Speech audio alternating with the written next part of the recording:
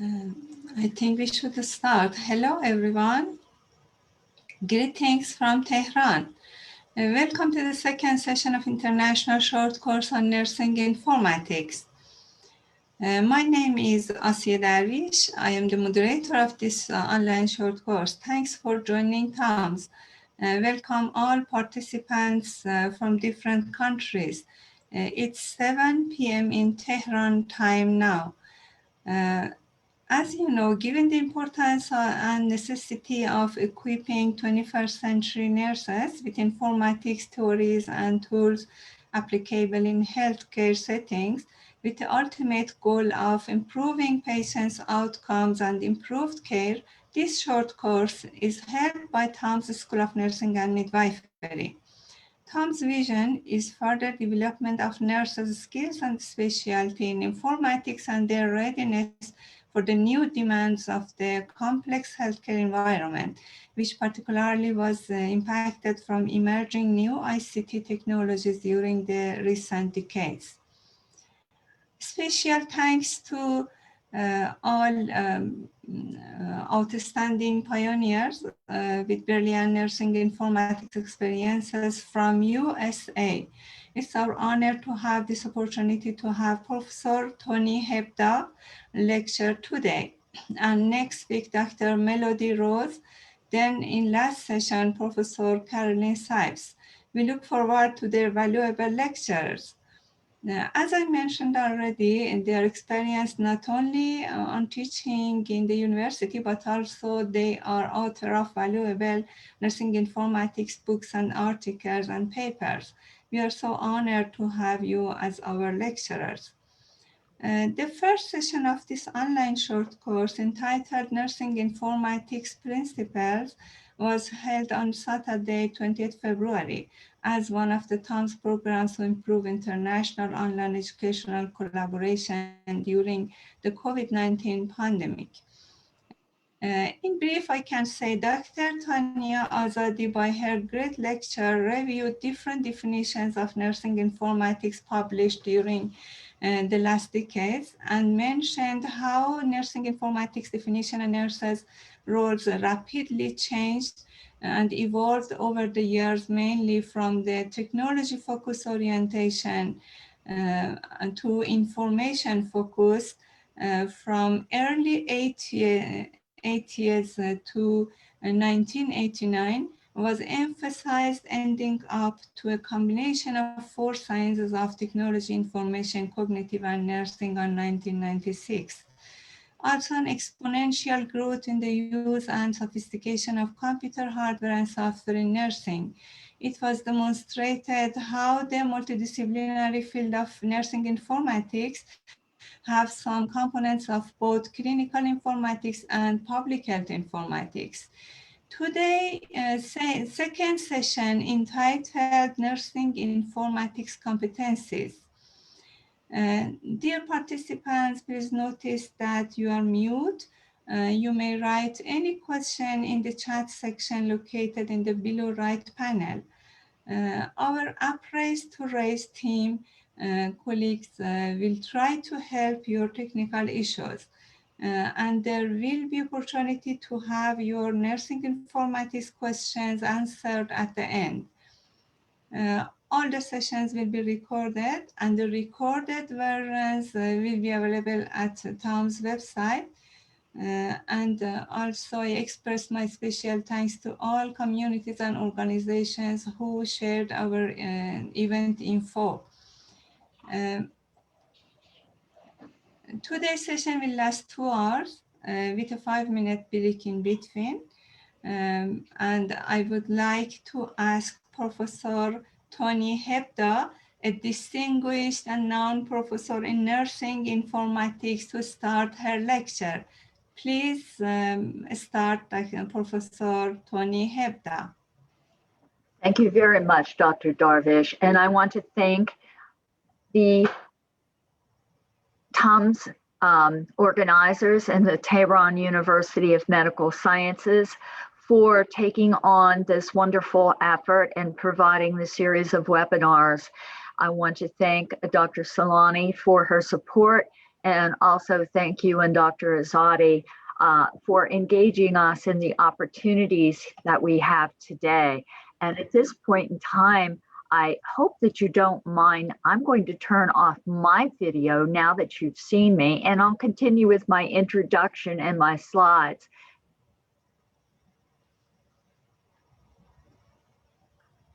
So I will tell you just a little bit about my journey. I first started as a diploma nurse. I went on and continued to earn my bachelor's degree in fairly short order, my master's in nursing education. And shortly thereafter, I earned a PhD in education with a focus in higher education. So I was not in informatics formally at that point in time. When I pursued my graduate degree in information science, there actually were essentially no programs in informatics for nurses at that point in time. The University of Maryland had started their first graduate nursing informatics program in 1988, whereas I entered this last graduate program in 1990. So it was still a pretty new phenomenon.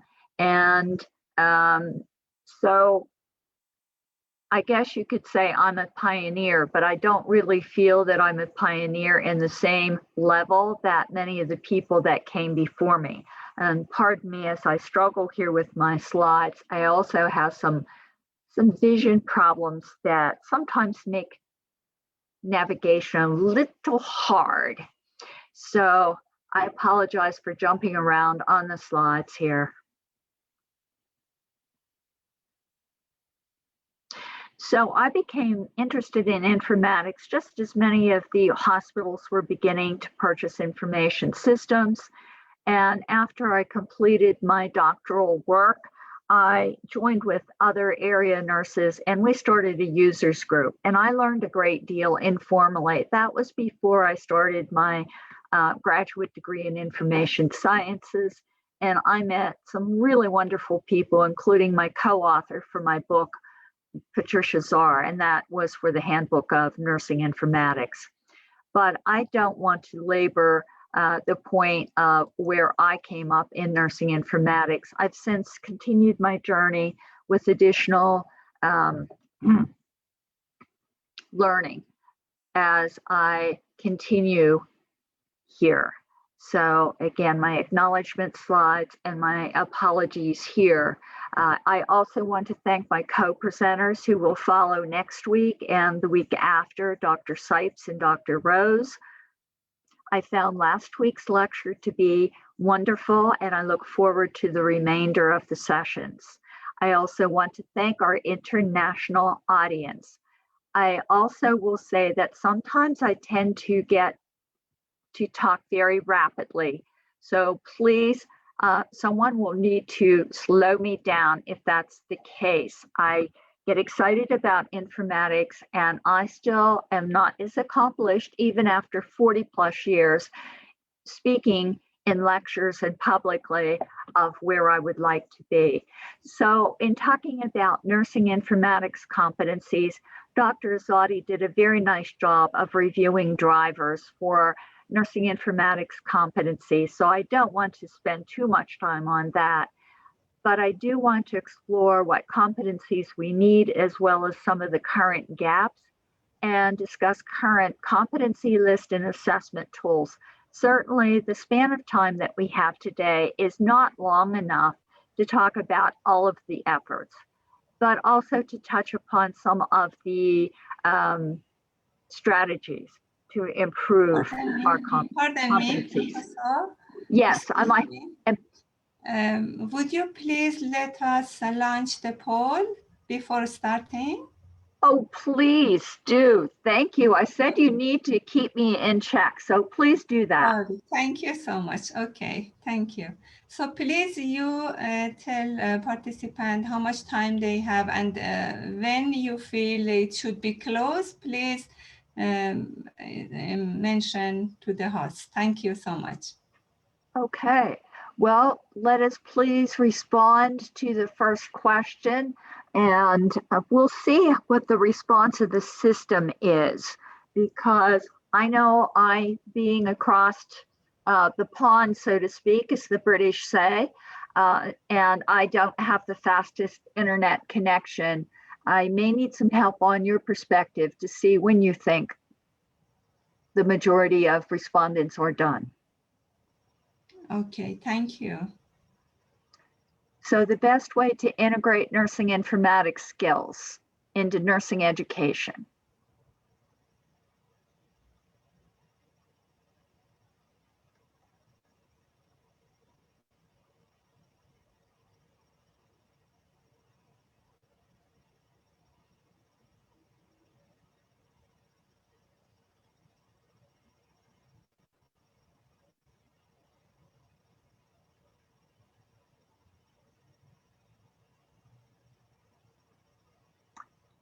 And right now, I only show 2 respondents. Yes, I think we should wait. More participants should respond this. Thank you so much. Okay, we're starting to get another. Yes.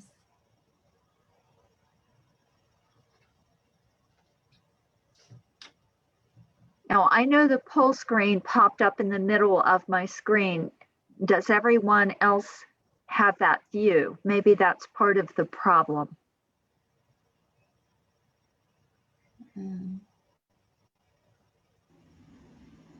Hello, dear professor. Yes. Poll is visible to all the participants. Thank you.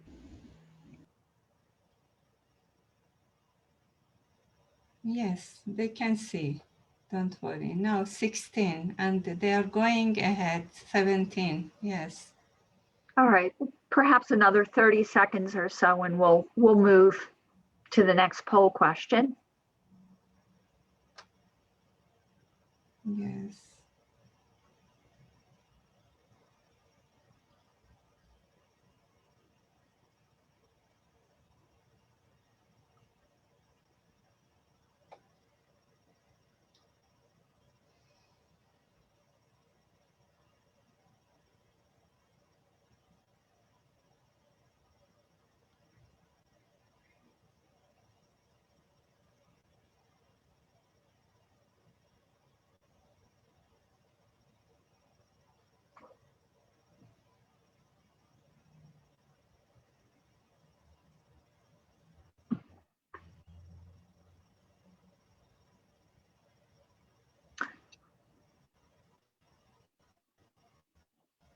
I'm thinking it shows 45%. We could probably move to the next poll question.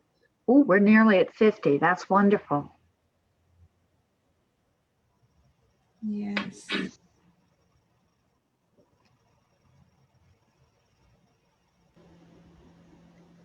Dear professor, actually all the questions are visible.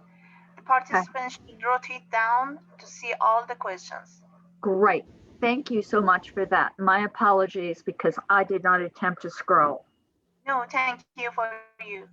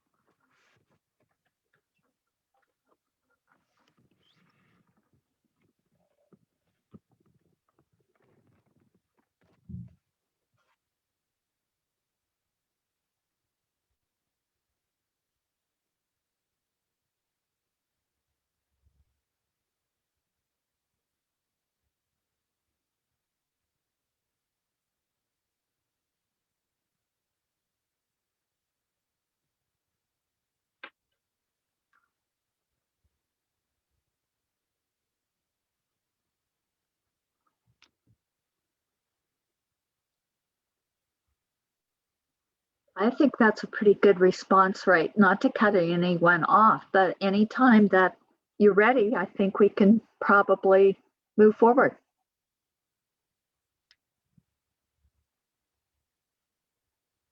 And I think everyone will return to the poll questions later at the end.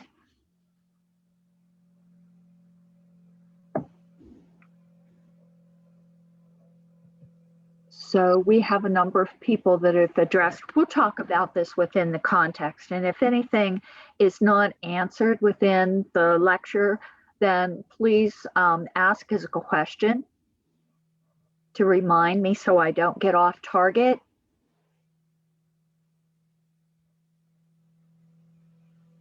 Okay, thank you. I think the poll is closed. You can continue. Thank you so much.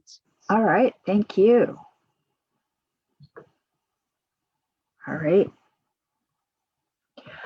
And if possible, would you please on your camera, if possible? Sorry.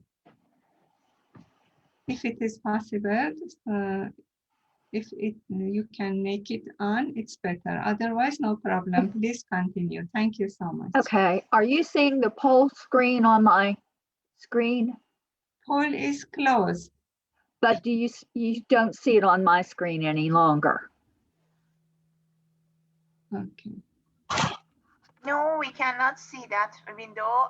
You can close that window as well. I am there. I finally got it. My apologies, as I said, sometimes my vision issues create a problem. All right. So what is a competency? And I think perhaps I skipped a slide before that in terms of needing competencies. But from Dr. Azazi's lecture, we all need competencies. A competency is an adequate knowledge, skill, or ability to perform specific informatics task.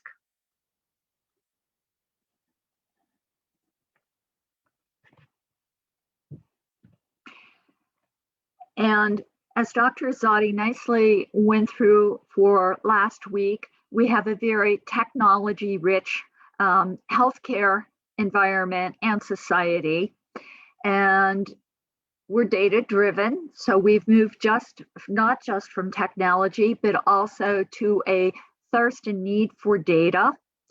And there are multiple organizations and governments that are calling for and putting forth initiatives to help prepare our workforce for this setting. And that's a lecture in of itself.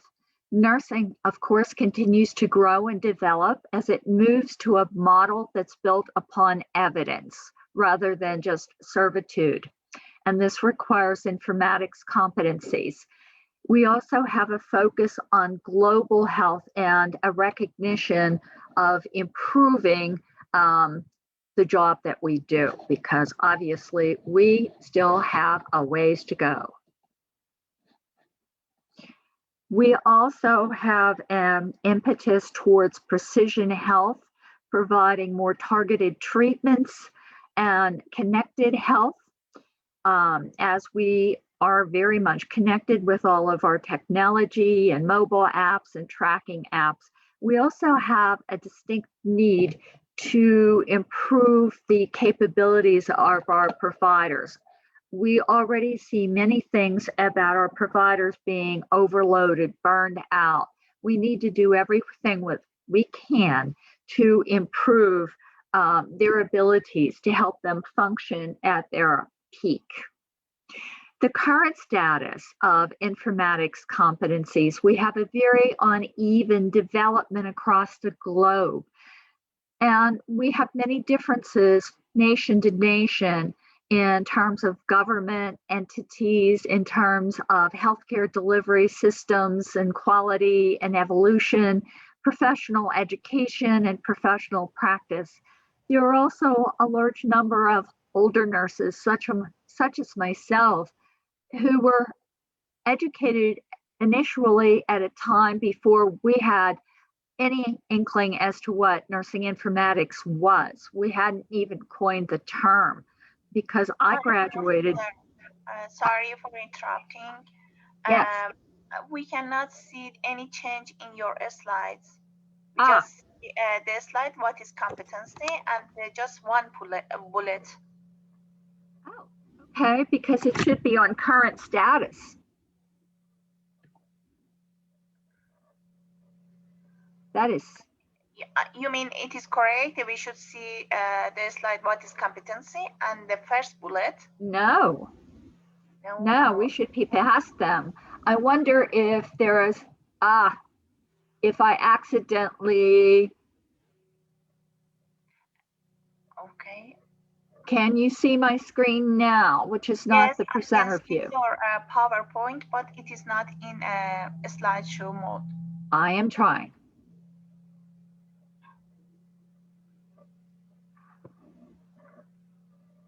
Okay, let me work on that. Perhaps I scrolled over the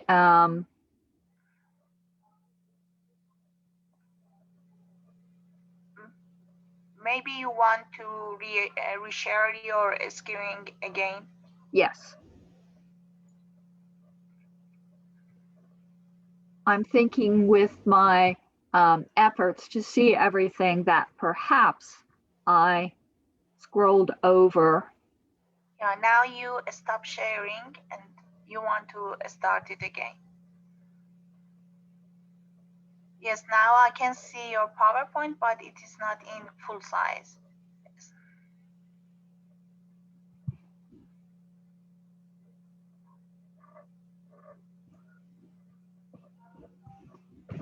My apologies.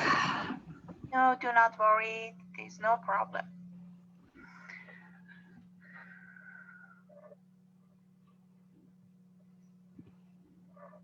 Okay, now I can see change in the slides. Now I can see the current status of informatics competencies. Okay, great. And that's where we were. So okay. I was just saying that many people were educated initially before we were familiar with the term of nursing informatics. And that also creates an issue. And in the United States, we have quite a number of different entry into practice programs, which I think has also made it more difficult to uniformly present nursing informatics in the curriculum. And in many cases, I know in my past background, we have had issues where people felt that if an RN comes back to earn their baccalaureate degree, they already work with electronic health records, therefore they don't need an informatics course. However, we know that that does not present all of the options that we need. So there are problems. And I think that rather than lose the correct slide again, that I will wait and share my personal video a little later. We also have a lack of competencies in practice that's been noted by a number of studies, including Amenworth and Hackle. We also have seen hospital-based studies. Zandapur in 2020 found that the majority of ward nurses in Iran at her study still identified deficiencies in their informatics skills. In another study of Austrian nurses by Amenworth and Hackle in 2019, there were deficiencies found there as well in computer science basics, information technology, terminology, and project management skills, even though many of those people were nurse practitioners with information technology responsibility and informatics nurses. The authors there pointed out that nursing informatics competencies had not been typically part of the basic nursing education in Austria, Germany, or Switzerland, and that they were just experiencing a change in the education process to move to an academic degree there. Havenga, a nursing informaticist in Australia, also noted a lack of informatics competencies among practicing nurses.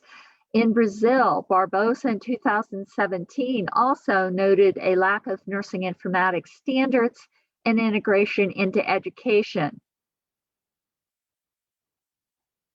So we're seeing this again and again.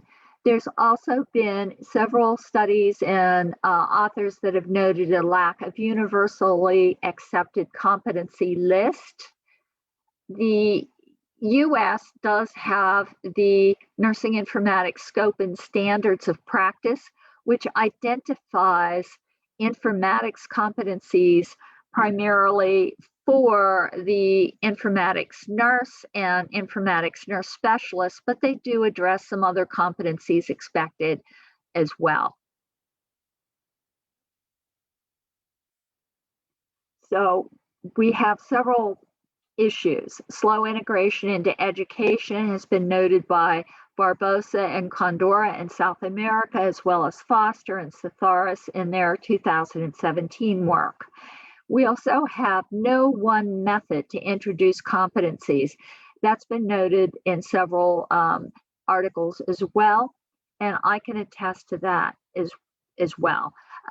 In the US, we have accrediting bodies for nursing education programs, the National League for Nursing and the American Association of Colleges of Nursing. They do stipulate competencies that graduates should complete the program with, but the exact mechanism for how they would integrate those into the program is really highly variable. So they have the opportunity to have a designated informatics course, or they can thread informatics concepts and skills throughout the curriculum. We also see issues such as curriculum drift. You may have the perfect curriculum, but over time, faculty come and go. The impetus of what needs to be emphasized changes, and sometimes that perfect plan fades. So even after 30 years. Excuse me, Professor. Yes. Sorry, I corrupted. Actually, your slide is not changed. It's still current status. I'm about to change. Okay. Yes. So it's correct. It's still on current status. Okay, yes. Thank you. Thank you for noting. And on that last point again, the lack of visibility, even 30 years after the recognition of nursing informatics and as a specialty in the United States, we still hear people say, nursing what? So now we change the slide. So this also talks a little bit about overlapping some content from the previous slide. We do not have a standard one curriculum in the US for nursing informatics. And from the review of the literature, that appears to be the case in many other countries as well. And not every school has an informatics course. In an integrative review of the literature, Foster in 2017 showed a slow integration into the curriculum for nursing informatics. Lewis in 2018 noted no standardization, and Condora in 2018 noted that only 24% of Peruvian universities had undergraduate informatics courses. And Verma and Gupta in 2019 said that there were no courses exclusively teaching nursing informatics in India at that time. So across the globe, we are seeing some issues as people struggle with how to teach nursing informatics, if at all.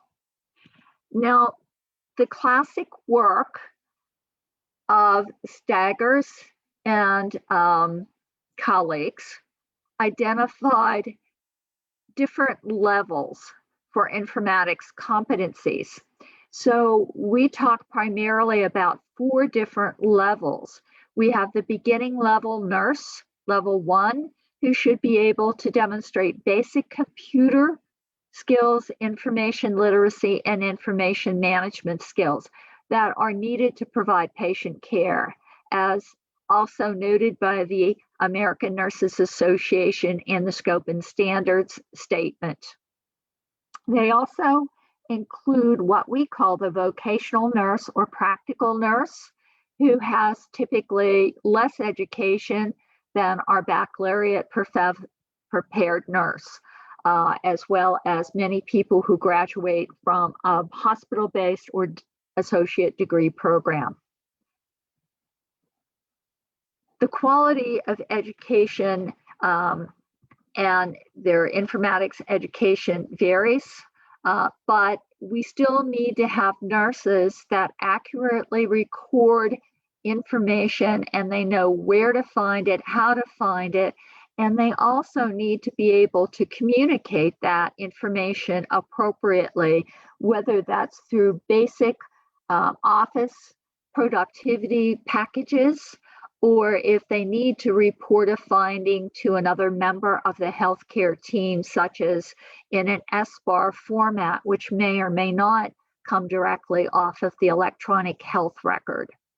So they need to understand how to manage data and information appropriately and to protect it. The experienced nurse at level 2 needs to understand the relationship between nursing and health information technology so that they can provide the optimal evidence-based care.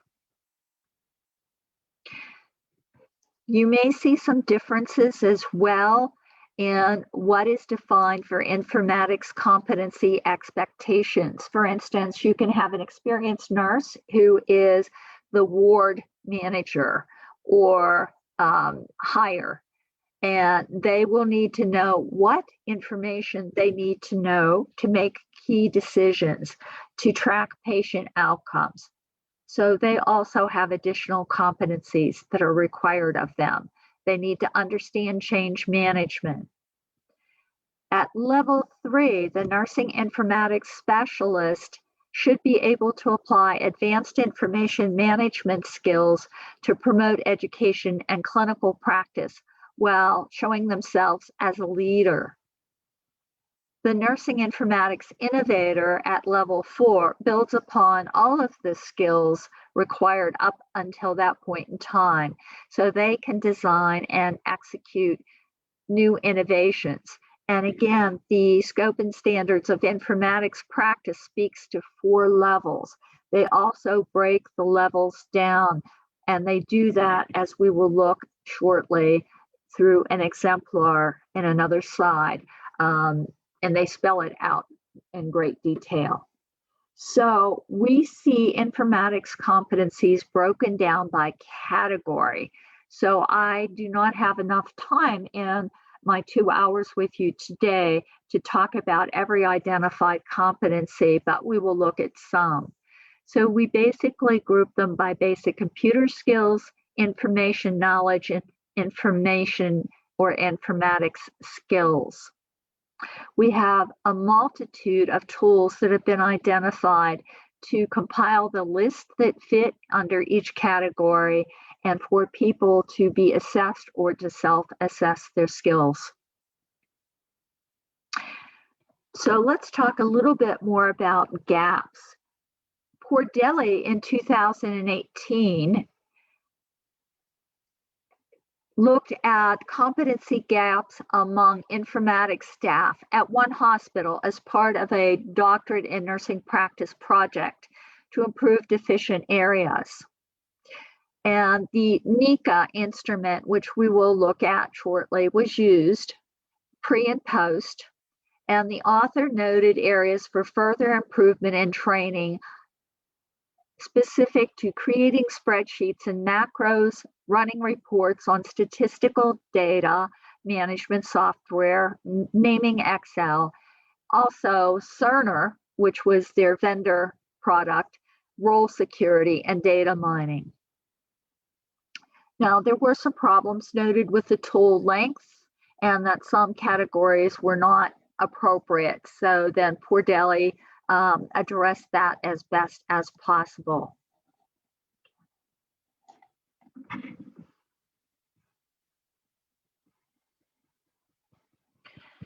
SEO in 2019 studied Korean nursing students and found that their highest scores were appropriate, as you would think, to digital natives. They were good at searching and downloading things from the internet, but they were weakest in the selection, design, and application and evaluation of information systems and encouraging themselves and others to use those systems. CANAR in 2020 used the TANIC, which was derived from Tiger Initiative competencies, with a convenient sample of nurses at Istanbul hospitals. And those particular nurses ranked themselves as proficient with most skills, which was interesting, but they also expressed an interest to learn more. Oh, sorry, there should be another competency gap list here. So in continuing some other studies that identified gaps, Hunter and Associates in 2013 piloted a tool called TANIC that was derived from the Tiger Initiative list of competencies for all practicing nurses. This was piloted with informatics nurses, and most ranked themselves as expert, but information literacy showed some deficiencies. And then there was a Finnish study that was rather interesting because it looked at nurse educator competencies, and they found themselves as above average when it came to information literacy and information management. So that was a somewhat interesting departure, although, sorry that I am off here with the slides. They found the information literacy I thought was appropriate for educators, but I thought that was interesting overall. Now, Clive and Nagel in 2018 reported on their development of the Canadian Nurse Informatics Competency Assessment Scale. That's a 21-item tool that was based on entry into practice skill sets.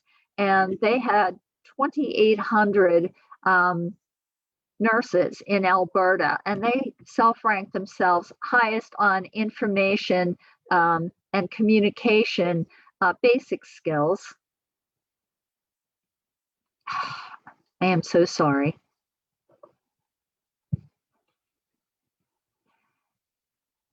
And but they still showed some problems in information and knowledge management. Hale and Associates, in piloting the NICA tool, which was designed to examine competencies for informatics nurses at 2 levels, found that there were particular areas that were identified as deficient, and that included writing macros or shortcuts for spreadsheets and integration of nursing languages and nomenclatures and data mining, and differentiating between machine and high-level programming languages. So what are the implications of poor or missing competencies? Well, if we have suboptimal competency development, how can the nurses use the tools that they need to provide the best possible care? How can they search for evidence? How can they navigate the electronic health record to find everything that they need, let alone download information for reports? And if they have suboptimal skills, do they have sufficient skills to contribute to the selection of the best possible system for their needs? Can they even evaluate a system if they have poor skills? So poor system integration contributes to unsafe, inefficient workflows and nurse burnout. Not a good situation. Competency list and competency tools. help to provide us with a starting place to identify what we should have as well as where we have gaps so that we can collect evidence to build competencies and address our gaps in education programs, both in formal academic programs and in continuing education, which we know we need to do for the nurses that are already practicing.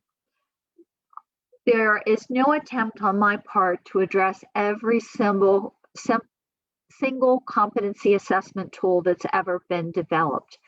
I would do you a disservice to tell you that I have done that, because there's no way I can do that in my time with you. I will say that from a starting point, we had the informatics pioneers Marion Ball and Catherine Hanna, who authored the book Using Computers in Nursing. And shortly after that time, many baccalaureate programs in the United States started to offer introduction to computer classes, recognizing the need for nurses to have basic computer skills.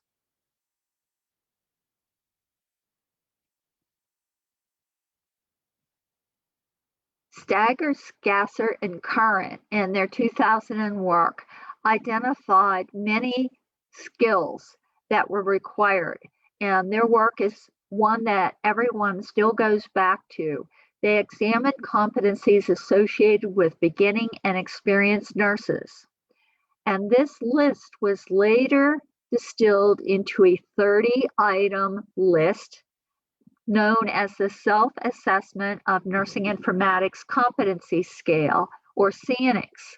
And the SANICS tool was then later distilled further after many iterations, but Yoon and Associates published work on the SANICS, and Sal in 2019 adapted that tool, and it has since been distilled into an 18-item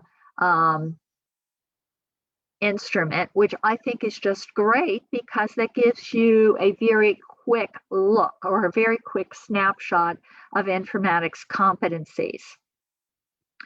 So these tools have gone across the globe. They've been translated into numerous different languages, and they've been tested to make sure that they play well from a cultural perspective. The Technology Informatics Guiding Educational Reform-Based Assessment of Nursing Informatics Competencies, or TANIC for short, was one that I had a hand in helping to operationalize. The tool came from competencies that were originally identified by the Tiger Initiative. And then after much work and many rounds of by expert review, it was distilled to 51 basic computer skill items, 25 information literacy items, and 9 clinical information management items. And we will be looking at that tool further to update it. It's been translated into several languages as well. I know that there is reference that the Nursing Informatics Competency Assessment Tool, or the NICAT, was used by Iranian researchers to examine the competencies of Iranian critical care nurses. I don't have a breakdown of that tool for you today. There's also another tool that has a similar name, the Nursing Informatics Competency for Nurse Leaders, or NICA-NL. That's a 26-item tool that focuses on the competencies that nurse administrators and leaders need to have to intelligently use and help select information systems. The HitCom tool And you see the web address there because I really would encourage you to go out and look at this. It resulted from a collaborative effort to define the competencies needed by the workforce of today to deal with all of the technology. Informatics was only one of 6 domains that they identified. The HitCom tool is interactive. It's not exclusive to nurses. It was designed to look at all levels of healthcare workers. The developers thought that the list in the tool could be used to help with curriculum and professional development. Originally, it did not incorporate nursing informatics competencies in a very visible format. It did not incorporate the list of competencies from the American Nurses Association.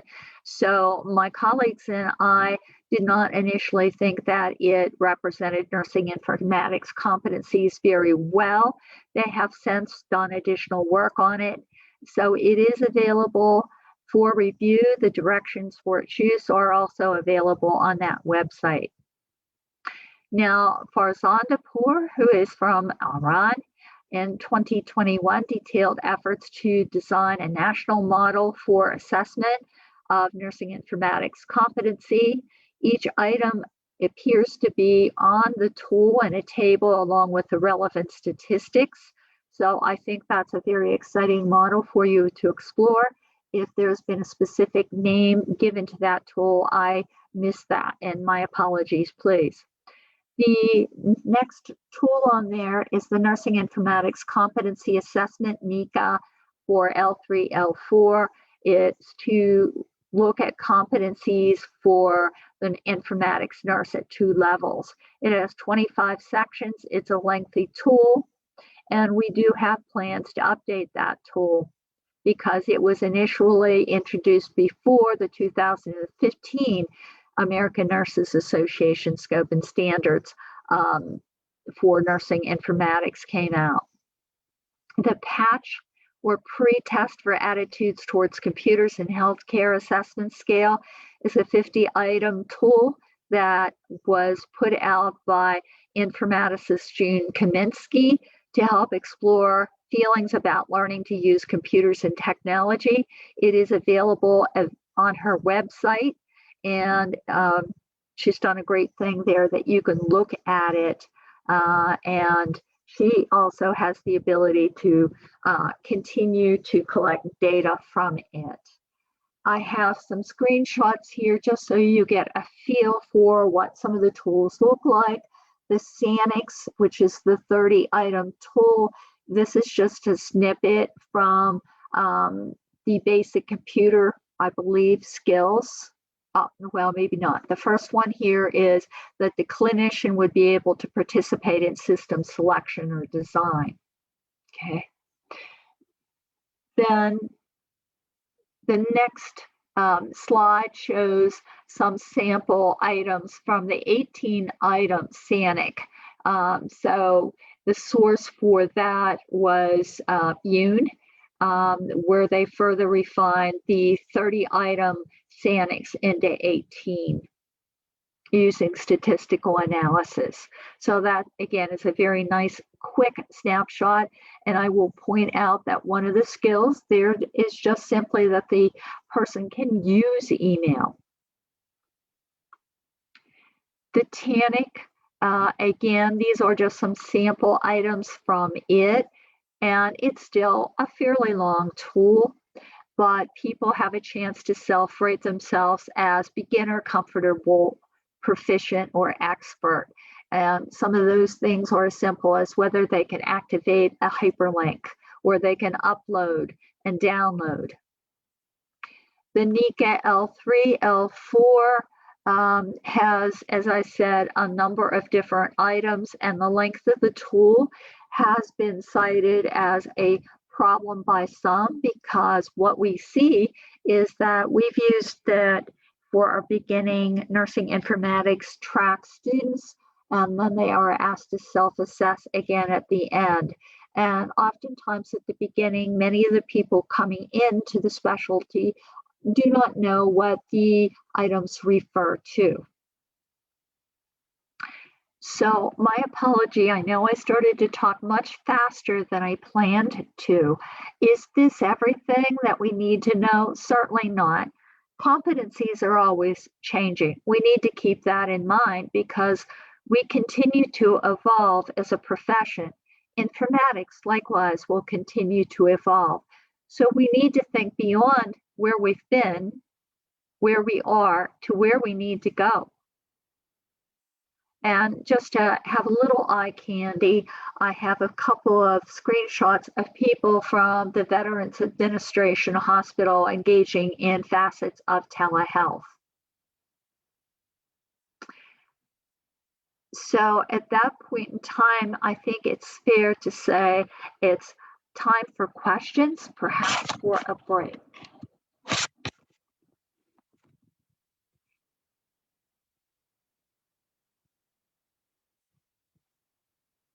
Hopefully I haven't lost people as I have run through.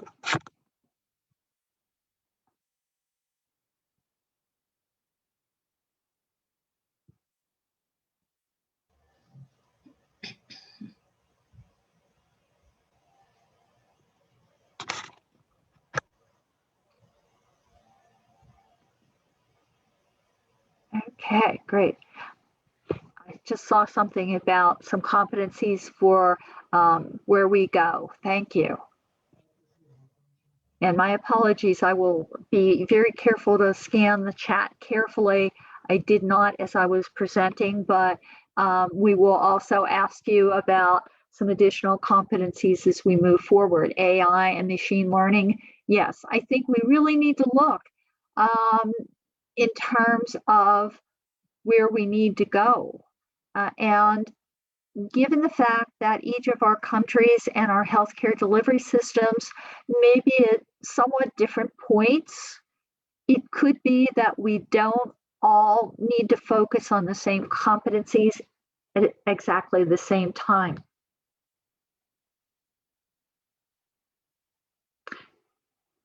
Dr. Darvish, should we break or should we open it up for people to open their mics for questions? Thank you so much for your very great lecture. Actually, some questions they wrote in the chat box. Can you see? Okay, I may ask you for some help here.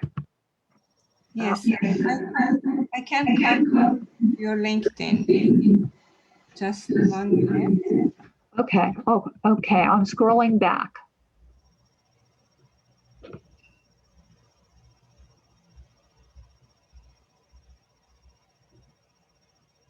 Okay, in Poland. Okay, dzień dobry to my friend in Poland. Let's see, we propose nursing informatics. Yes, second level of education. Oh, how many hours for the competencies?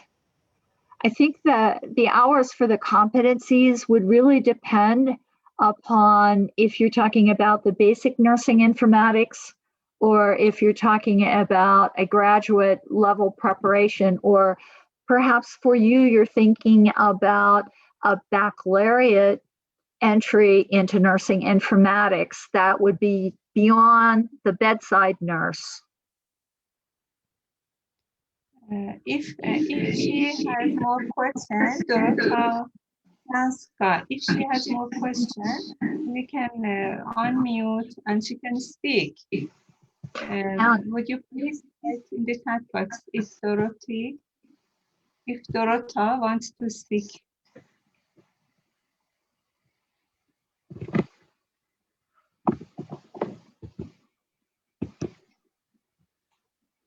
Okay, exemplars for 3 and 4 I see. Could you please host unmute Dorota?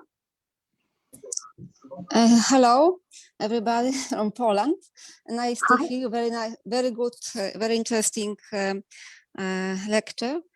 And we just receiving from our Minister of Health question: how many hours we should use that nurses has possibility to use nursing informatics in the practice. And because we are on the first stage, we don't have any documentation for nurses in healthcare. We try to introduce ICNP, but it is not too easy to introduce to the nursing education standards. But we sent some proposals, but I am not sure because I was looking for many competences from around the world, from Australia, Canada, Ireland also. And it is very difficult to focus on the level of maturity of nursing informatics. Depends of this, we try to propose our ministry, but they asking us about how many hours, how many hours. Well, I'll talk a little bit about some of the things that we've done, and certainly we still have a long way to go, but over the years, many of the baccalaureate programs introduced one course, one 3-credit course typically. And that would be an introduction many years ago to computers, and then it became an introduction to nursing informatics. And one of the issues there is that you cannot afford to lose the focus, because for faculty who are not comfortable with technology and nursing informatics themselves, then they assume that the students will either get everything they need in that one course, or they do not reinforce the knowledge. Yes, it is not easy. Yes, I understand. No, I certainly understand that, because I know Dr. Sipes and I tried to do something with the faculty where we are with our college graduate level peers, and we encountered a lot of pushback. But one of the things that seems to work is that you integrate the concepts. You can have the basic course and then try to further with examples, whether it's case studies or if you have an academic health record. I think from what you're telling me that you don't have the electronic documentation. So you're planting the seed for these people to go forth and see the possibilities of what is out there for other people and what can be, because they need to help to advance the nursing informatics agenda, to see that moving forward that we can collect the data to support patient outcome measurement, to help integrate early warning systems, to even improve the quality of their documentation. Because when you're writing narrative nurses notes, you may have been the exemplar student in school, but when you're faced with pressure and you're writing those notes perhaps at the end of the shift because you had the day from hell, or you were very busy, and you're trying to recreate, even if you have, and pardon me, but maybe you know what I'm talking about, the cheat sheet that you shove in your pocket that you got report when you came on for the shift, and those are your brains for the day. Yes, it is not very easy to, because we just ended the Ministry of Health pilot study about nursing documentation last year. I prepare my own application for education for nurses, that they have possibility to understand how we can use IT tools for document health, not only patient information, but also care plans, because it is very important, especially that we start to use these competencies for nurses last year. And I know, but we are on the different levels on our competencies, and this is the challenge, because I can put some topics, some competences into the curricula, but I am not sure if I achieve the goal which I want to achieve, that nurses can document care in using nursing documentation. But thank you very much for your explanation, because this is I try to understand what's the good way to introduce these competences to the curricula. We just started because I prepared the curricula for our Ministry of Health yesterday and sent them, but we see what will be happen next. But for me, what is important when I am looking for some information from the website, there is only closed information. We don't have possibility to see how we can prepare curricula using others good practices. This is not available on the websites. Maybe I am not looking very well, but it's difficult to find very good curricula for nursing informatics on the website. Okay, well, I think that I can offer some suggestions. I have a list of references at the end of the slides that I will make sure that I provide the PowerPoints at the end, and in addition to the recording. I will not say that I know all, that I'm the expert in all. In many cases, I can tell you examples of what didn't work well and where we still have issues to try and avoid some of the pitfalls. But I think that the biggest point is that you need to start, just as we work with patients to assess where they're at, whether we're doing patient teaching, we need to do the same with our students and with our nurses in practice. We need to find out where they're at. So it may be that what you need to do is to look at one of the competency instruments or several of them, and whether you adopt it as it is, or if you pick and choose some of the competencies from each to see what reflects your needs best, where you're at now, and where you hope to go in perhaps the near future. Because, of course, in preparing nurses right now, we need to also think at least a bit into the future for them, instead of just giving them all the facts that they needed to know that are already outdated now. Thank you. Dziękuję. Nie ma za co. Okay. Thank you so much. Thank you. I think there are so many questions in the chat box. If you agree, we can have a 10-minute break, and you can have time to study these questions and come back. If you agree, is it okay? It's okay with me. Okay, so please, we have 10 minutes break, and we come back again. Thank you.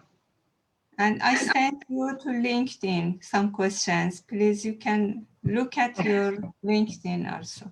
Thank you. Thank you. Thank you, participants. We will see you again after 10 minutes.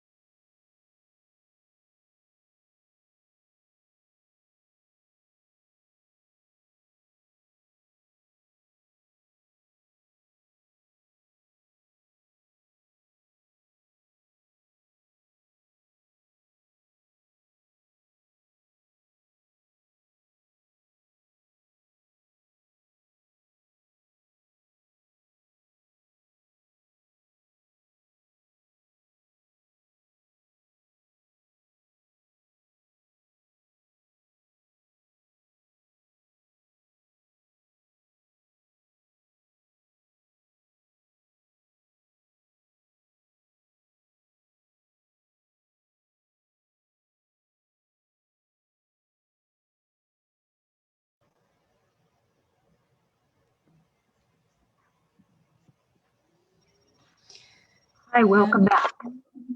Welcome back, and thank you for a very valuable lecture of Professor Hebda. Please, you can continue. We are eager to hear your lecture. Thank you, please. Thank you. And I don't want to miss out on any questions. I see in reading the chat that some people have addressed other people's questions very nicely. One of the questions is that people are asking for some exemplars of the L3, L4 competencies, and that's in an upcoming slide. So I think I'll just address that in the upcoming slide. And I do apologize for my jerky driving here. It's not intended. So I thank you for your patience with that.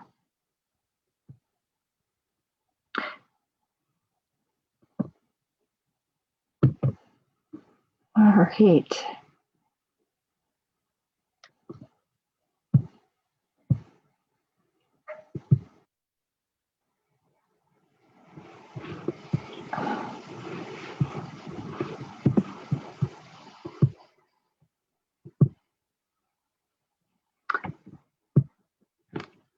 All right.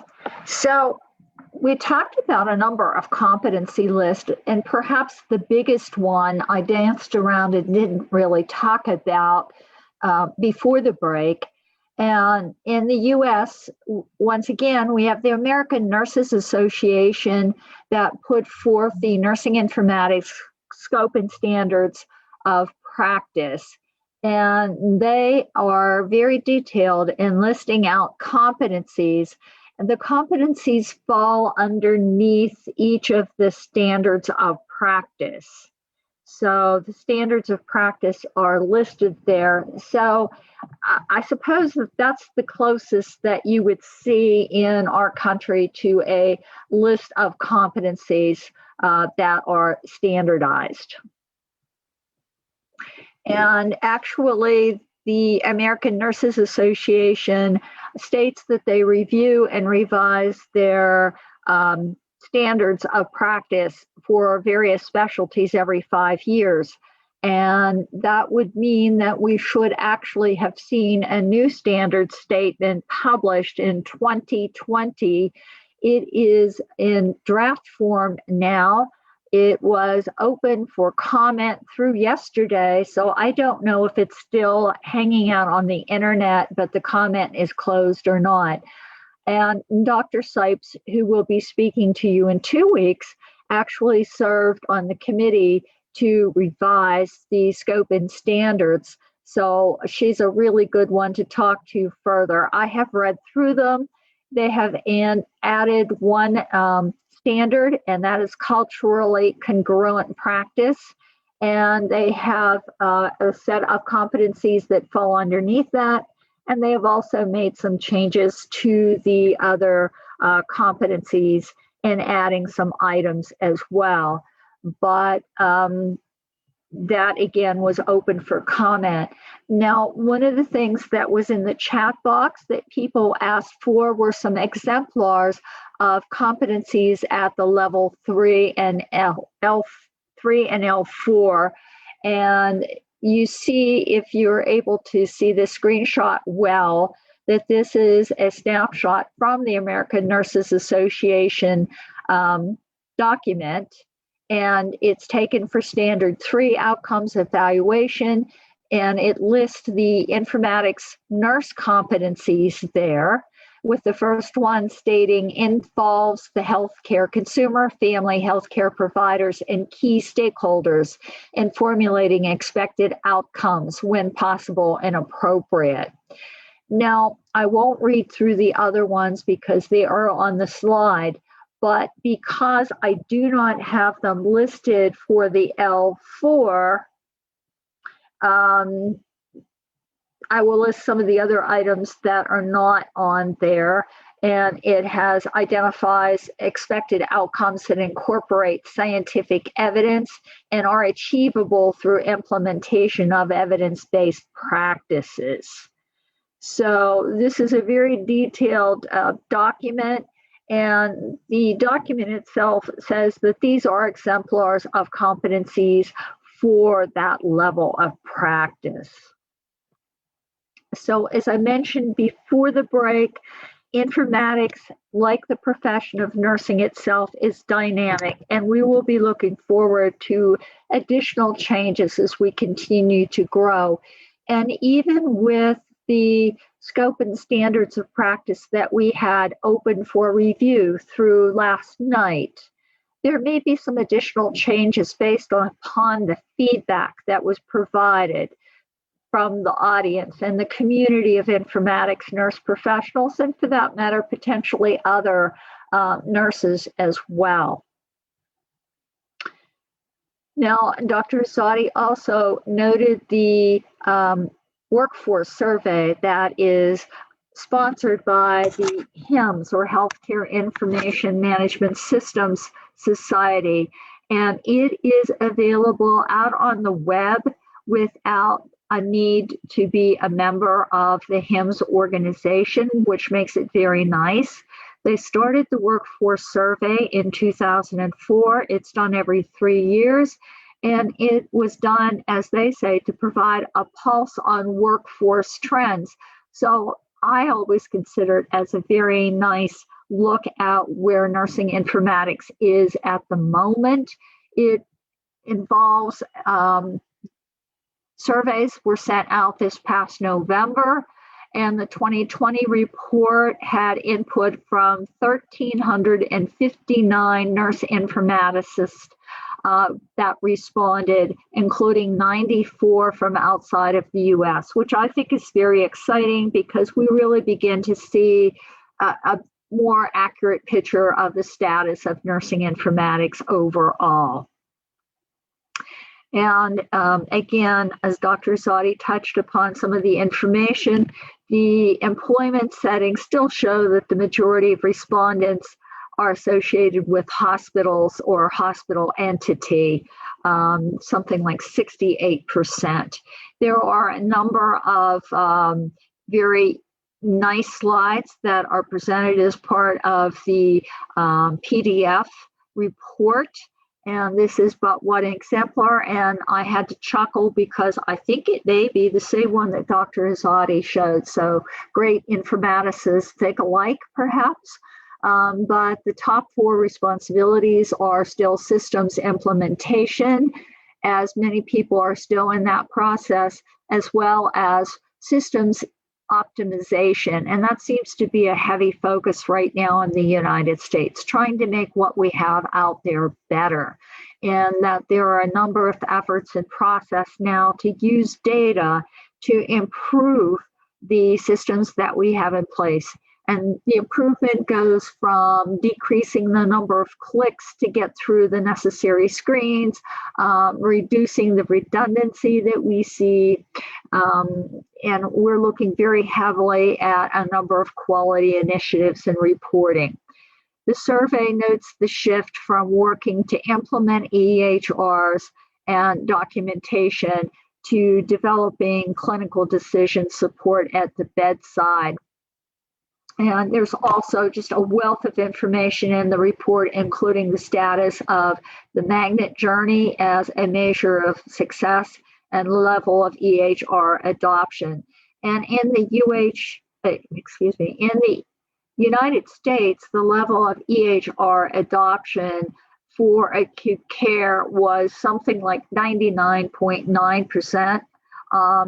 In what I remember last, because we did have a number of government initiatives to push for that electronic or digitalization of the record, with the idea that we could collect that data, use it in an aggregate form, and use it to help inform policy and fund healthcare services more appropriately.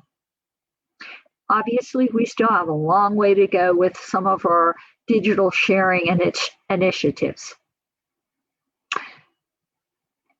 A question that I get oftentimes from students, some of the students that I get that enter into our graduate program and they've chosen the informatics track, still don't understand the full scope of what nurse informaticists do because their perspective has been skewed. What they see are efforts to create information systems and electronic health records. So the majority of them come in with the idea that they will be working to either help train people to more effectively use the electronic health record, or perhaps they see themselves in an analyst type position where they will be helping to customize or improve the electronic health record as it's implemented. So just looking at the different functional areas and the different standards that we have for informatics practice is eye-opening. And because we still have a number of smaller facilities where we have no informatics nurse or informatics nursing department, it can be difficult for them to get a snapshot of what informaticists do. If they have a department, then I encourage them, and many of them have already done this, is that they ask if they can shadow an informatics nurse specialist to see what they do in the course of a day.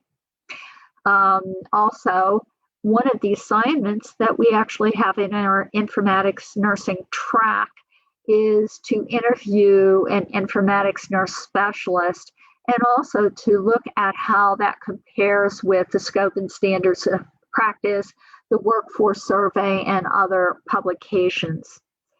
There are also some wonderful resources on the informatics sites, the professional informatics organizations.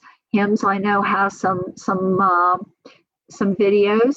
And then there are also a number of videos that are out there for people that don't have membership, perhaps, to look at the informatics groups on YouTube. And I've listed a couple on the slides there that I've used. Sometimes I have students that say, no one answered them. It's Friday, the assignment's due on Sunday. I need to interview an informatics nurse. Now, sometimes we do that because we switch off with faculty that also teach the first course in the informatics track, and they have a full-time informatics position, and they'll talk to the students.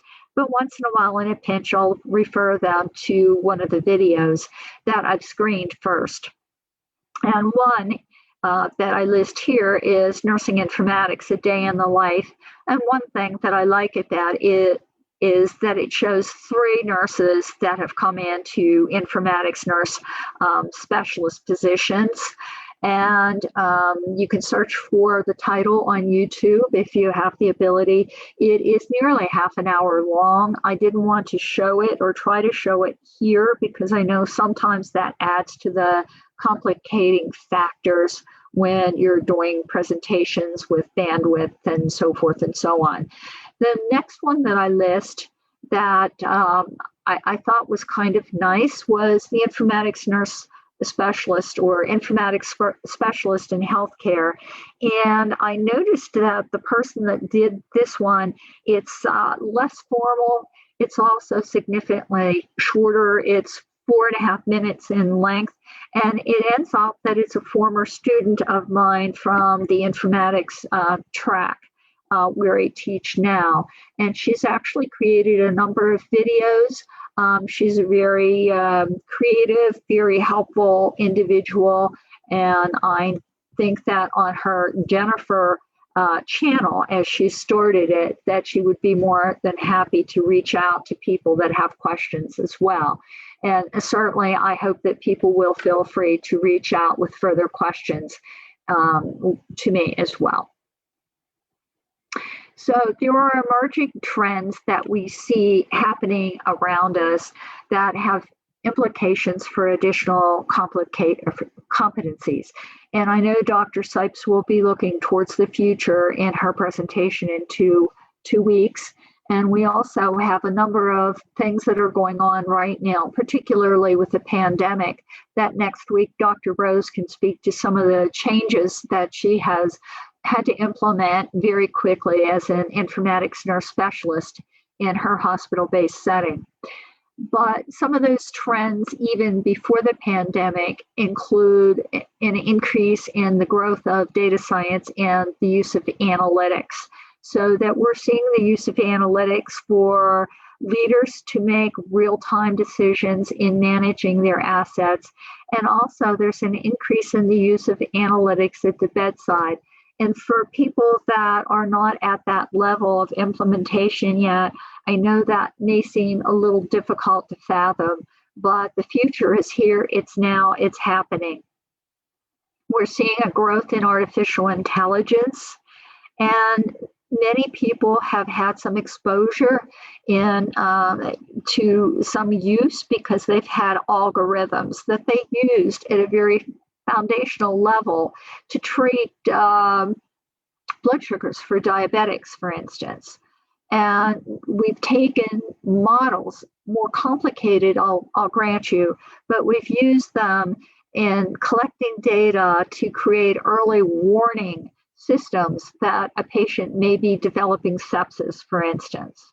Or we've used artificial intelligence in conjunction with the big data that's collected with the use of EHR data and combining it with other databases to identify trends and predict actions and problems. We have an increase in connected care and genomic care. And also there are some important points that have been made about social media. We certainly have had an abundance of poor information that's been spread on social media outside of healthcare in the United States in overwhelming abundance. And it's always interesting to me what people will believe that they've seen in social media. And we also have healthcare consumers that are cruising the internet, including social media, for health information to make decisions. As nurses and informatics nurses, we have a responsibility to try to ensure that the best quality tools are out there for those decisions and to help give those skills to staff nurses and our healthcare consumers to discern what quality information is to inform the best choices. We've shifted once again from the emphasis on technology to the emphasis on information. Big data and analytics competencies. The listing here were some competencies that came out of an article from Topaz and Prunelli, which I believe is 2017. And they spelled out some additional competencies that they saw on different levels relative to big data and analytics. And the beginning nurse needs to understand the different types and sources of data, as well as the importance of quality of data, which Dr. Azadi spoke to. And there are additional ones. And again, I won't read to you. The advanced level nurse also has competencies that they need to have relative to big data. Diane Skiba, who frequently speaks at Nursing Informatics Competencies, also in a 2017 article, wrote that where we're at now in terms of the era is that, at least in the US, we are in the post-EHR era because we've already reached the point for acute care of 99.9% saturation. And we've reached a large degree of the long-term healthcare market as well. So that big data is now a big focus. And going back into something that's now an article that has some age to it, but I think still has some important information. Brennan and Bakken, who are certainly leaders in nursing informatics, authored an article published in 2015 in the Journal of Nursing Scholarship, and they spoke to the implications for basic and advanced practice clinical nurses, nurse scientists, and nurse data scientists relative to big data competencies that are needed. And a focus from more recently is that what I'm hearing is that informatics nurses are well leveraged to seize the competencies that we have from our nursing skills as well as our informatics competencies to develop our data science competencies so that we can more intelligently use the patterns and the learning from big data and apply it. So we have so many exciting things that are going on. All right, artificial intelligence, not to minimize that, but we need to maintain oversight for the decision-making models as nurses as well as informatics nurses. We need to make sure that we look at those, we understand them on a fundamental level, we weigh in on them. Because remember, we can't care for patients intelligently if the model is flawed.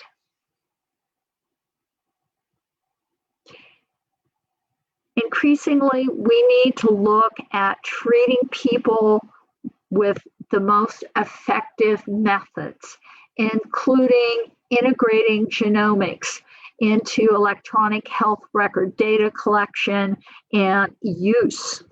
What is the point of prescribing a medication that is not effective for a given population? We do have some differences, and I know that some of the people have a much more homogeneous population in their own countries.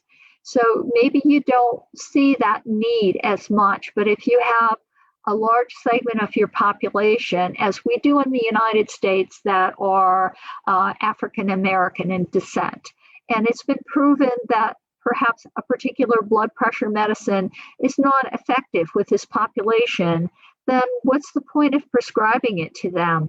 And what about the potential for additional cost and side effects that they may incur with a treatment that we know is not going to be particularly effective? We need to do things better.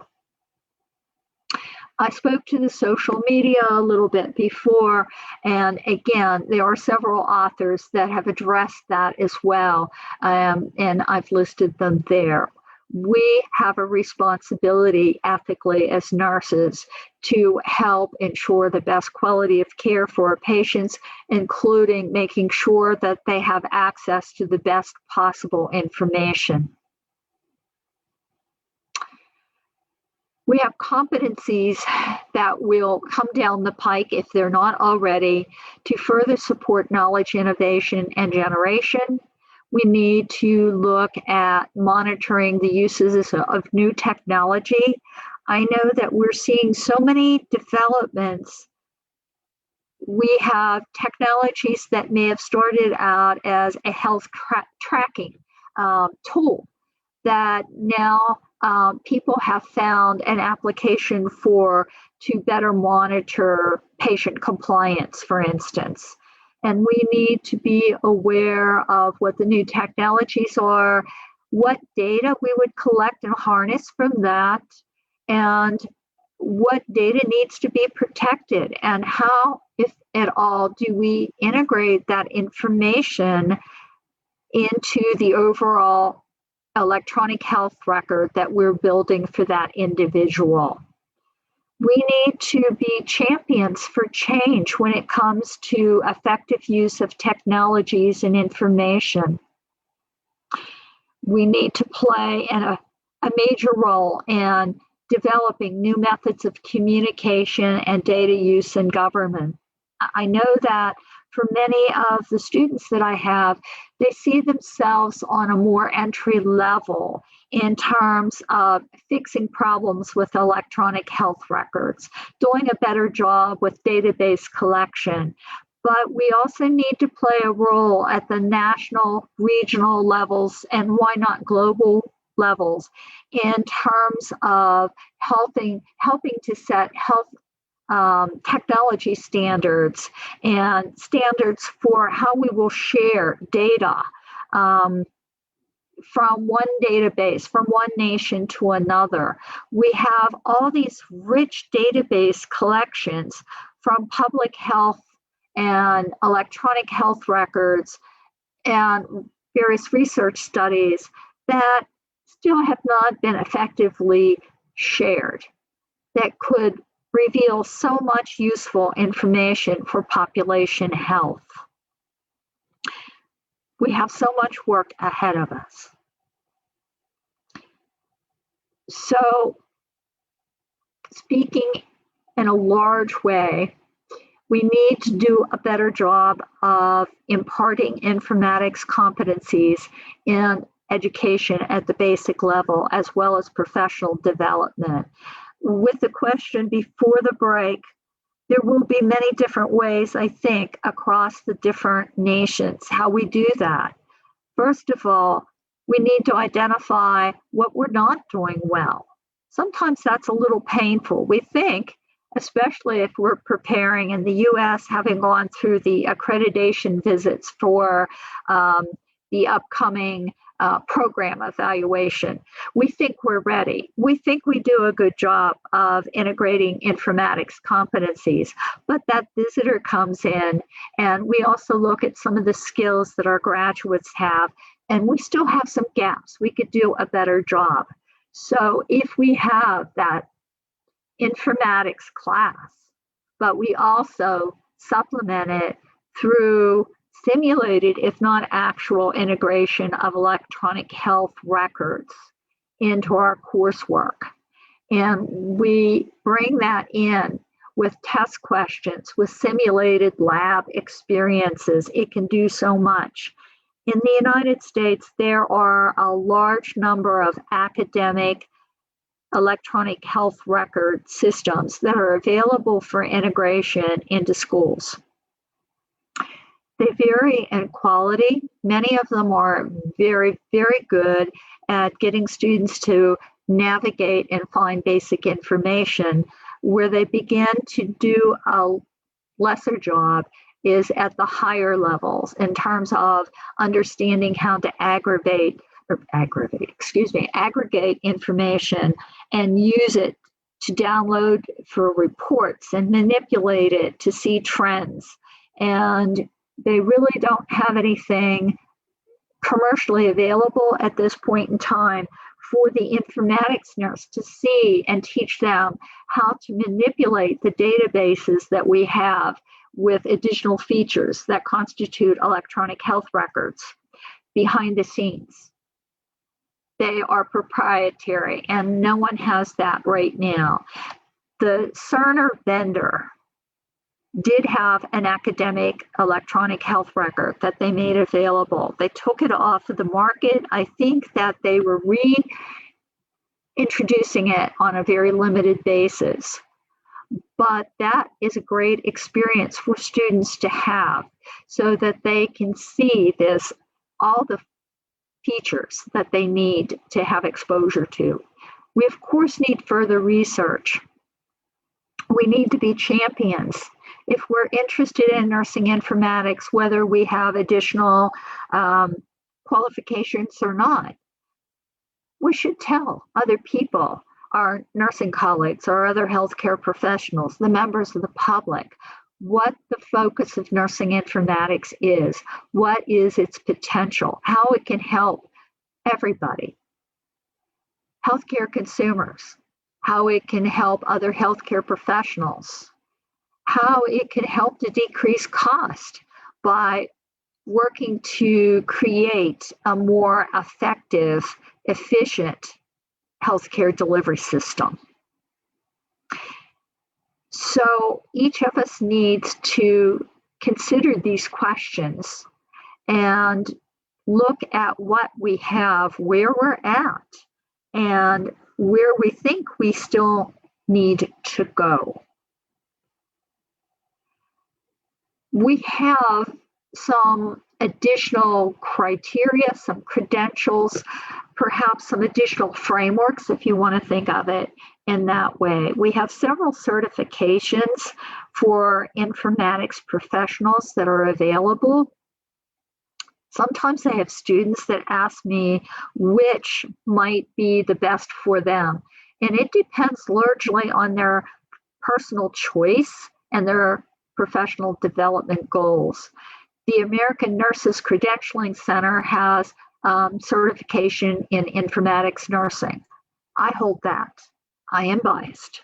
I typically would recommend that, but there are people that work within information systems department rather than directly under nursing that may find value with one of the other certifications offered through the American Medical Informatics or the HIMSS associations.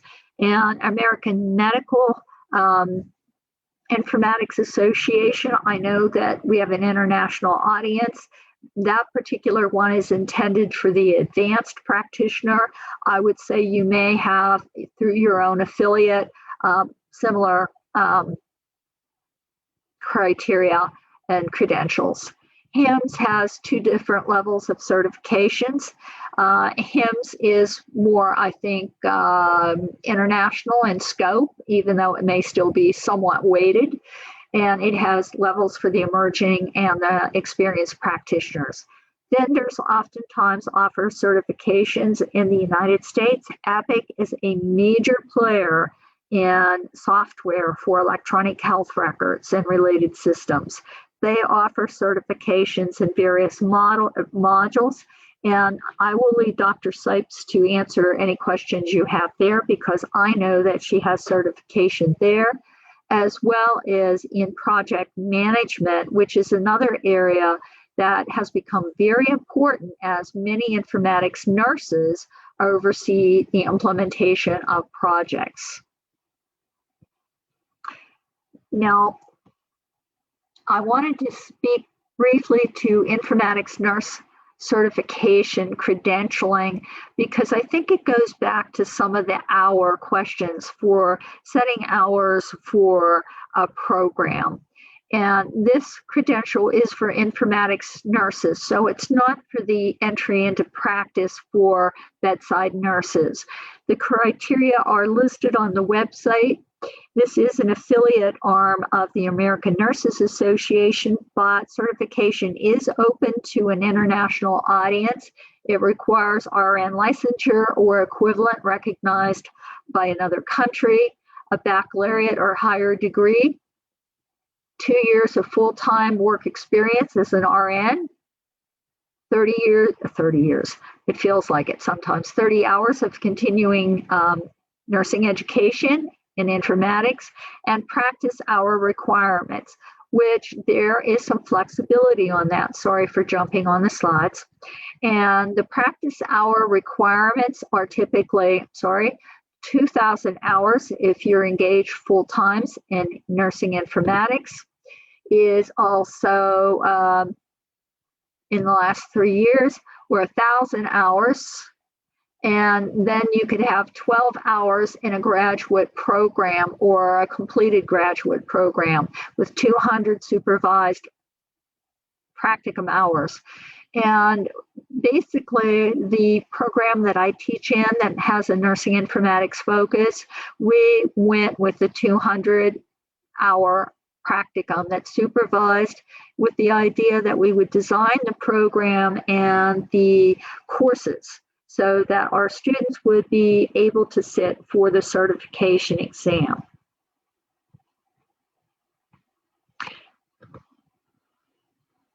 All right, so how to determine your competencies? I know I've touched upon this. Research, research, research. I think that we also can take hints and lessons from our national health strategies and needs. What is your national health plan for your strategies? What about various government agencies that you have and initiatives that they have? There are a number of private organizations that also are pushing health improvement. There are the informatics organizations that help to set some of the competency requirements. We have consumer demands. We have developed informatics frameworks that you might be able to adopt and use for your needs. And that includes work done by the Tiger Initiative, and you can find further work under the HIMSS.org website on Tiger Initiative. the HitComp framework, and I provided their website earlier, as well as some other potential sites. So I know that we started to have some people answer in the site, what additional competencies do you see? And I do want to touch upon this more after I have a couple more slides just to run through. This slide is taken from our national plan that has identified some of the goals that we have. And I think that the data-driven ecosystem is one thing that really would be hand in glove for developing competencies. But questions and comments, and my formal slide presentation is over. I want discussion and to hear from you. Thank you.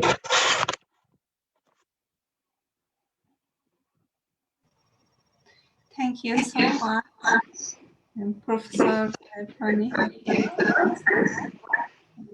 And I think if anyone wants to speak, should raise a hand.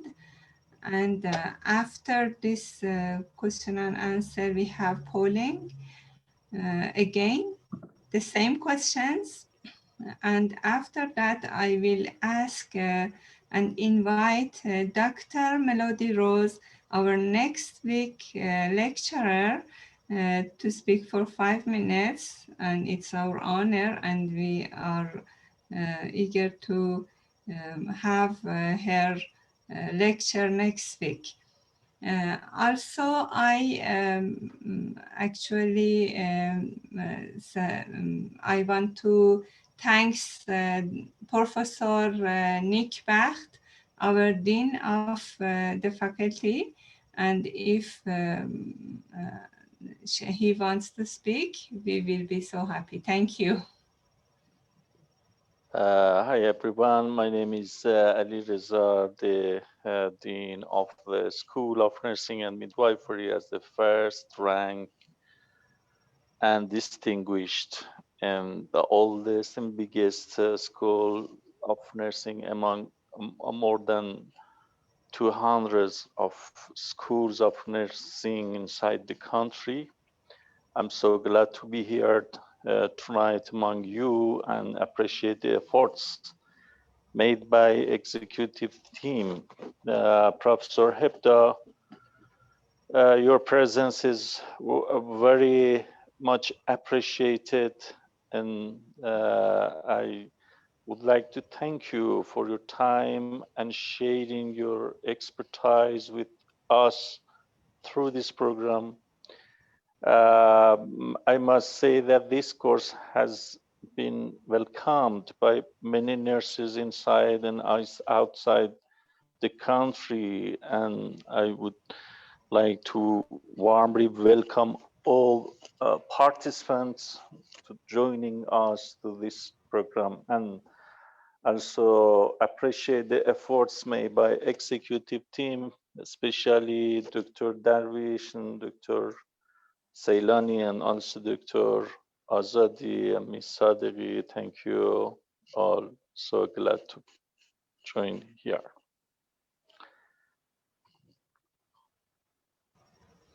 Thank you so much. Thank you. And thanks Dean, our Dean, and also our Vice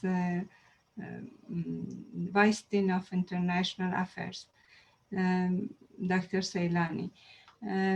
Please, if you have any question, raise your hand, and otherwise we can start the polling. Would you please host to start the polling? And if you some of participants have questions, they also can raise their hand. After polling, we can hear them. Thank you so much.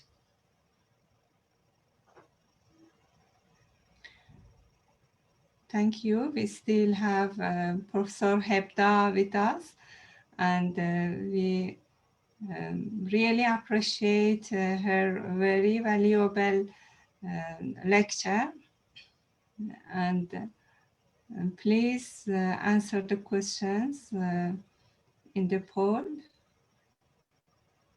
Participants, please answer the questions.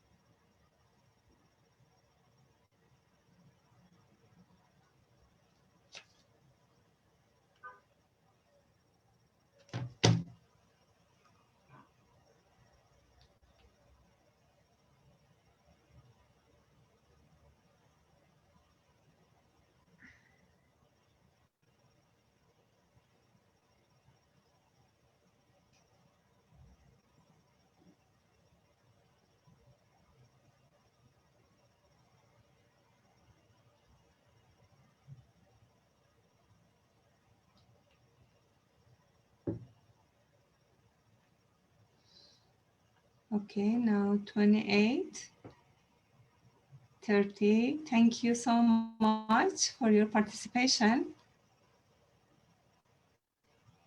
Thank you, 36, 38, 39. Thank you, 40. Okay, thank you so much.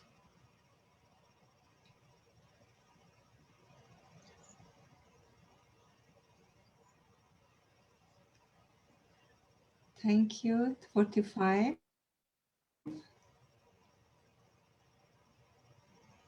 And now 42%, 45, 46%, and now 48% of participants answered the question.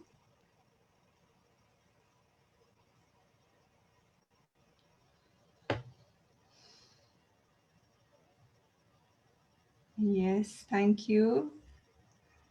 Now, more than half of the participants answered the questions. Yes, out of 109, we have participation of 61, 62. Thank you.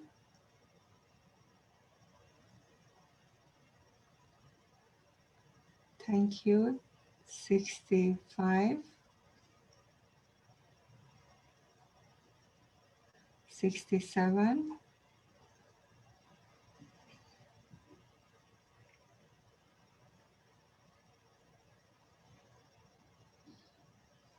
Okay, till now 60% of participants provided answers. Yes. Very nice, thank you. Now 70 out of 108 participated in the poll. I think we can end the poll. Please, host, if possible, close the poll.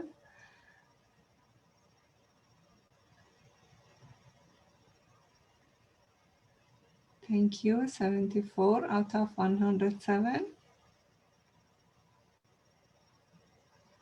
75. Very nice participation. Thank you so much. Okay.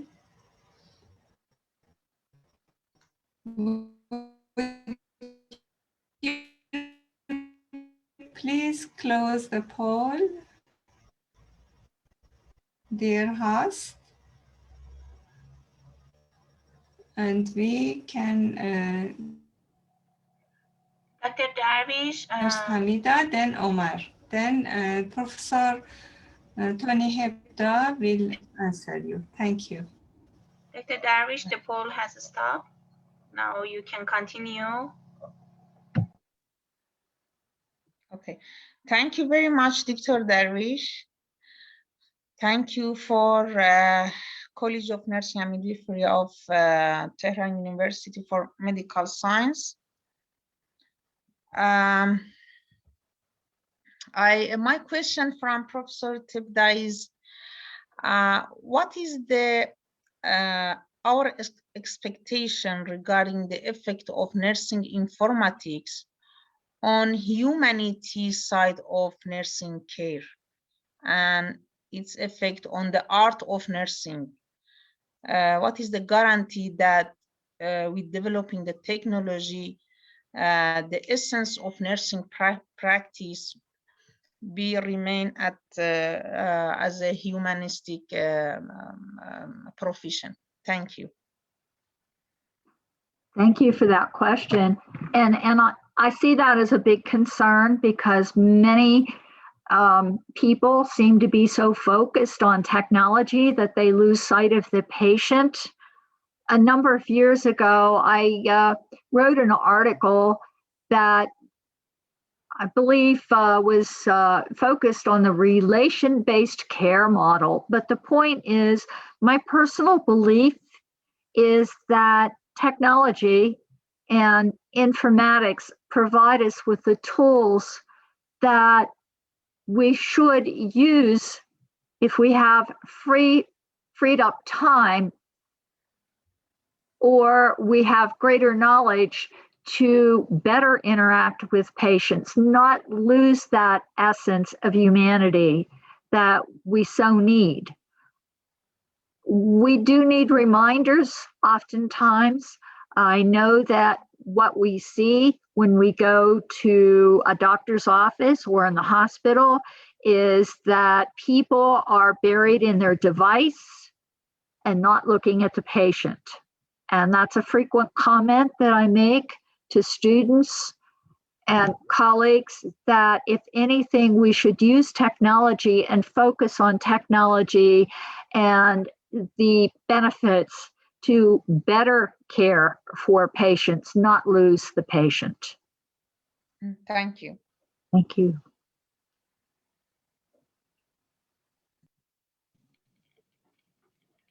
Omar Sharif, please. You can turn on your microphone and ask your question.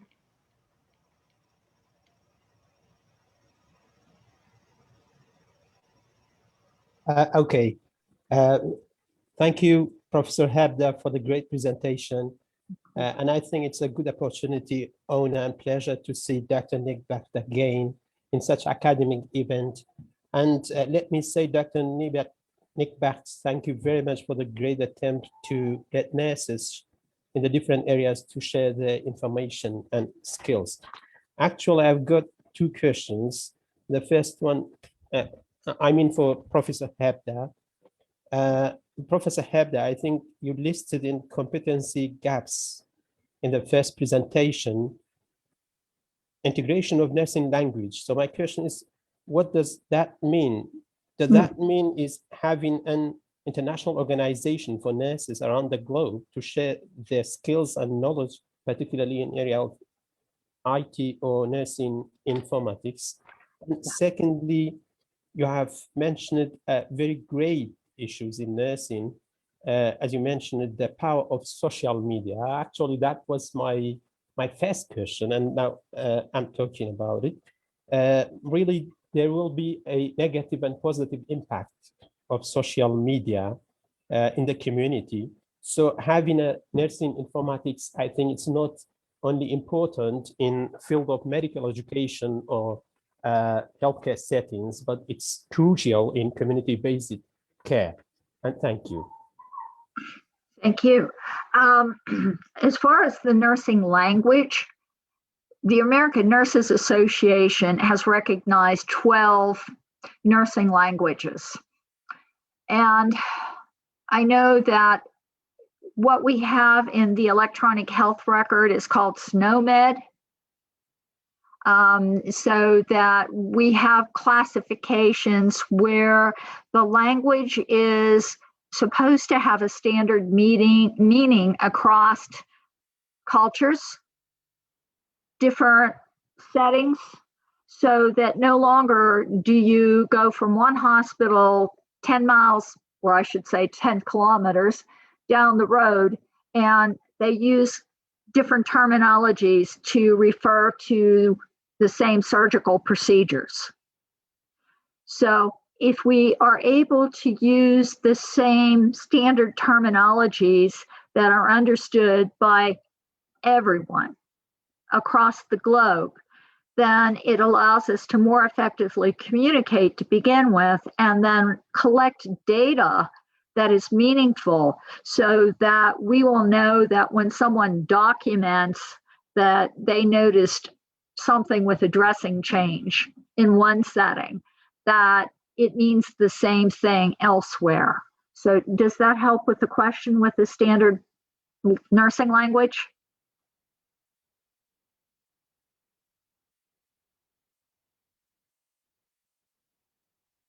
Okay, you're still on mute. I hope it does. Yes, thank you so much. And as far as the social media, yes, it can be a double-edged sword. I would like to see it used for further advance. I think, if anything, in this country, nurses have largely been discouraged from having a presence on social media.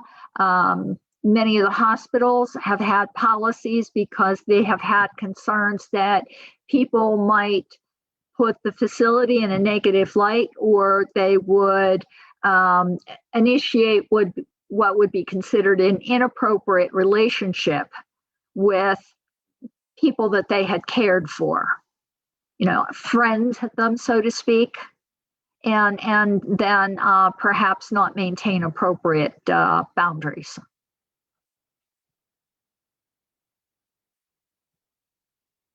I hope I did justice to that. Thank you so much. I think Omar is written in a chat box and said thank you. It's okay, I think. And I again do respect your collaboration and your very nice presentation. We learned a lot, and I hope we have this opportunity to continue in future with you. Thank you, Professor Hebda. And I want to ask and invite Dr. Melody Rose, to continue for 5 minutes, and we are eager to hear her speak. Hello, can you hear me? Hello, yes? Yes, you can hear me. Okay. I had to do a quick move from one room to another and rearrange dogs so that I didn't sound like a robot. So hopefully my internet is a little bit stronger in this room. So I just wanted to double check and make sure that everybody could hear me without a problem. Yes, thank you. Okay. Please continue. So thank you, first of all, for inviting me to speak today. Next week, we're going to cover some of the topics of standardized nursing languages, which Dr. Hebda was able to talk about a little bit, but you guys have given me some good questions, and I will address those next week for you. We're also going to talk a little bit about infrastructures and how that's going to affect nursing informatics and some of the things that you will have to address and deal with, and how we might work with that. We'll also talk about some of the barriers and opportunities that come along for nursing informatics or nursing informaticists. And like Dr. Hebda said, I am a working clinical informaticist. I work at a major healthcare corporation on a daily basis. That's my day job, Monday through Friday. So I am in the middle of this COVID pandemic.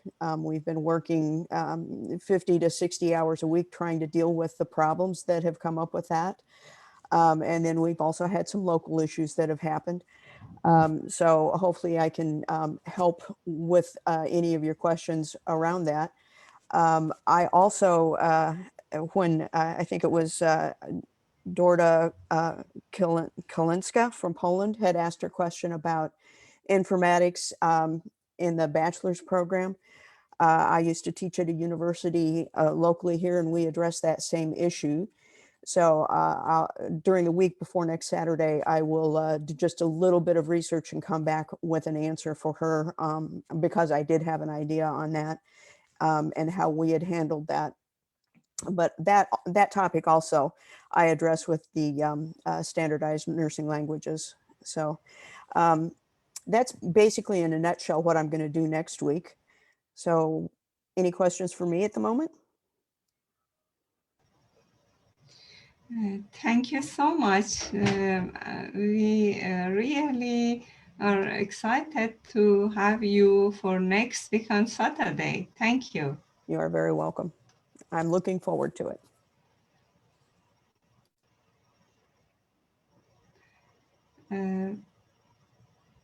Yes, we are eager to know.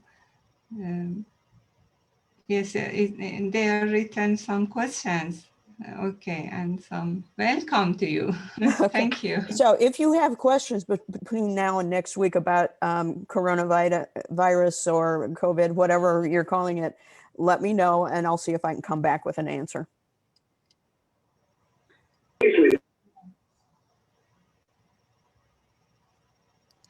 Thank you. Thank you so much. Okay, if they send any question, we will send you. Okay, thank you.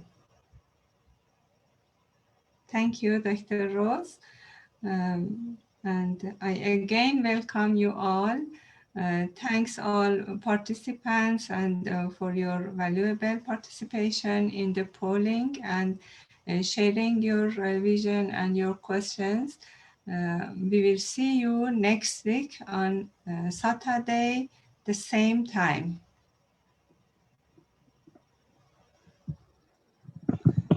Yes, Omid is written a very long question. I think it's for Dr. Rose. Okay, she will read it and we'll talk about next week. Thank you and goodbye. Thank you. Thanks, Appraise to Raise team also to support behind this program. Thank you.